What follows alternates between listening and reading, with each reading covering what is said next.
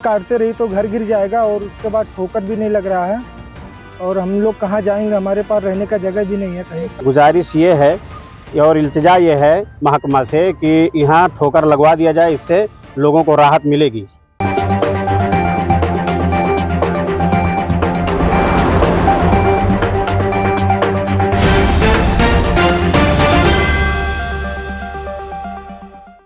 नमस्कार, बहुत स्वागत है आपका यूपी की बात में और मैं हूं आपके साथ हिना खान। जैसा कि हम सभी को पता है, इन दिनों उत्तर प्रदेश के कई जिले बाढ़ से ग्रस्त हैं। इसी बीच सिद्धार्थनगर जिले में बहने वाली बूढ़ी राप्ती नदी के कटान ने एक गांव के अस्तित्व पर ही संकट खड़ा कर दिया है।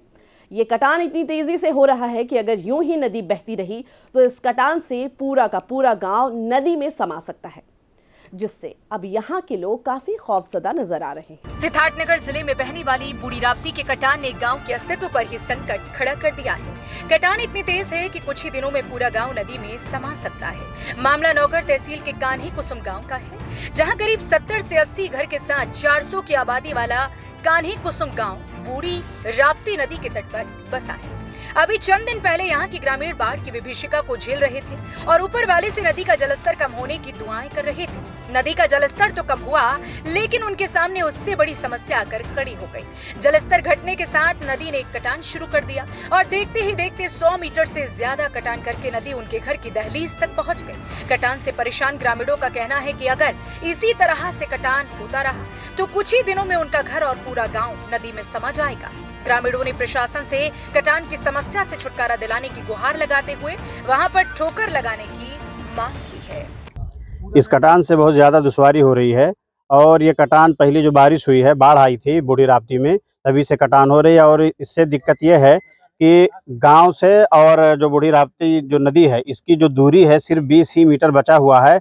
और अगर इसी तरह से कटान होता रहेगा तो ये ग्राम सभा नदी में विलीन हो जाएगा और हमारे यहाँ के लोगों को बहुत काफ़ी दिक्कत होगी, इसलिए कि इनके पास कहीं बसने के लिए जगह नहीं है। इसलिए मेरी गुजारिश ये है और इल्तिजा ये है महकमा से कि यहाँ ठोकर लगवा दिया जाए, इससे लोगों को राहत मिलेगी।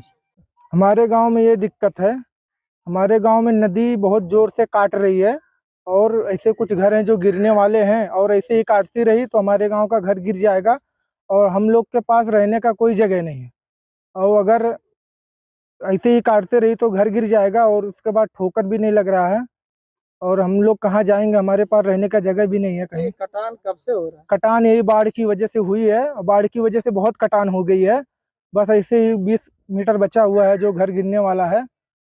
अच्छा, क्या होना चाहिए आपके गांव में? कि हमारे गांव में यही सुविधा होना चाहिए कि ठोकर अगर नदी पे लग जाए तो हमारा गांव बच सकता है। अगर ठोकर नहीं लगेगा तो फिर हम लोग को भागना पड़ेगा, फिर हम लोग के पास जगह भी नहीं है रहने का और हम लोग बहुत परेशान है इसकी वजह से। तो देखा आपने यहाँ के लोग कितने बेबस और लाचार हैं। जब पूरा का पूरा गांव ही डूब जाए तो आखिर वहाँ के लोग क्या करें। यहाँ लोगों ने बताया है कि ये कटान पहली बारिश से ही शुरू हो गया था और अब धीरे धीरे सारा गांव इस नदी में समाने लगा है। इस खबर में फिलहाल इतना है। इस तरह की और लेटेस्ट खबरें हम आपके लिए जुटाते रहेंगे। आप देखते रहिए यूपी की बात।